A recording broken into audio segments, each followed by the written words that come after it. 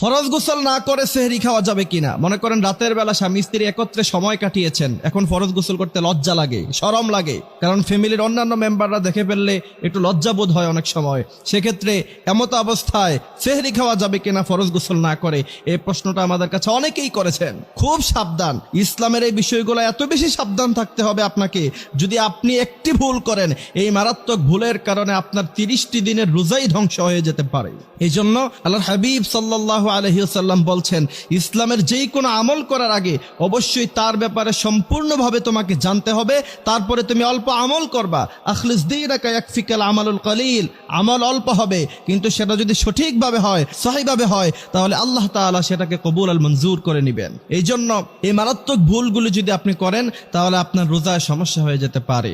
এইখানে অনেকের মনেই একটা প্রশ্ন থাকে যে এখন ফরজ গোসল না করে সেহরি আমরা খেতে পারবো কিনা। আমাদের দেশে অনেক কুসংস্কার আছে, যেমন ফরজ গোসল হওয়ার পরে, ফরজ গোসল না করা পর্যন্ত সংসারের কাজ করা যায় না, তারপরে হচ্ছে কি খাবার রান্না করা যায় না, তারপরে নিচে কাপড় দিয়ে কাপড়ের উপর দিয়ে হেঁটে যায়। এগুলি সব হচ্ছে কুসংস্কার।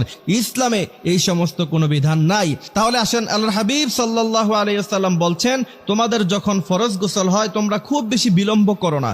যারা সব সময় বিলম্ব করে ফরজ গোসল করে, আল্লাহ তাআলা লানত তাদের উপরে পড়ে, আল্লাহ তাআলা তাদেরকে পছন্দ করেন না। এই জন্য ফরজ গোসলের নিয়ম হচ্ছে স্বামী স্ত্রী যখনই আপনারা একত্রে থাকবেন তখনই ফরজ গোসল সাথে সাথে করে নেওয়া, এটা উত্তম। কিন্তু যদি না করেন, অবশ্যই আপনারা ঘুম থেকে ওঠার পরে সাথে সাথে ফরজ গোসল করে নেবেন। কিন্তু কোনো কারণে যদি আপনি ফরজ গোসল করতে পারেন নাই, সেহরি খাওয়ার সময় চলে যাচ্ছে, অথবা আপনি সেহরি খেয়ে ফেলেছেন, আব্দুল্লাহ বিন বাজ রাহিমাহুল্লাহ তাআলা বলেছেন আপনার রোজা হয়ে যাবে, রোজাতে কোনো সমস্যা হবে না। তারপরে উসাইমিন রাহিমাহুল্লাহ তাআলা উনিও সেম কথা বলেছেন। বড় বড় ইসলামিক স্কলাররা সবাই এই ব্যাপারে একমত, ফরজ গোসল না করেও সেহরি খাওয়া যাবে, এতে কোনো ধরনের কোনো সমস্যা নাই, রোজারও কোনো সমস্যা হবে না।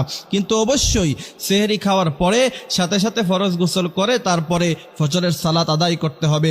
যেই ব্যক্তি রমাদান মাসে রোজা রাখে শুধুমাত্র খালি, কিন্তু সে নামাজও পড়ে না, কোরআন তেলাওয়াতও করে না, অবশ্যই আপনাকে বুঝতে হবে যে তার পরিপূর্ণ রোজার হক কোনো দিন আদায় হয় নাই। এই জন্য আমাদের অনেক মা বোনেরাও এমন আছে, রোজার বেলায় ঠিক আছে রোজা রাখে কিন্তু তারাবি পড়ে না। আর বিশেষ করে আজকাল সমাজের পুরুষেরা মসজিদে তো তারাবির সময় লোকই দেখা যায় না। প্রথম 10-12 দিন কিছু লোক দেখা যায়, মুসল্লি দেখা যায়, তারপরে আর মুসল্লিদের কোনো খবর নাই, মুসল্লি কোথায় চলে যায়। এরপরে দিন যত গড়িয়ে যেতে থাকে, দিন যত শেষের দিকে যেতে থাকে রমাদানের, তত বেশি মানুষ অবহেলা শুরু করে দেয়। নো, আল্লাহর হাবিব সাল্লাল্লাহু আলাইহি ওয়াসাল্লাম বলেছেন, ওই ব্যক্তি ধ্বংস হয়ে যাক যেই ব্যক্তি রমাদান মাস পেল কিন্তু তার জীবনের সব গুনাহগুলি মাফ করতে পারলো না।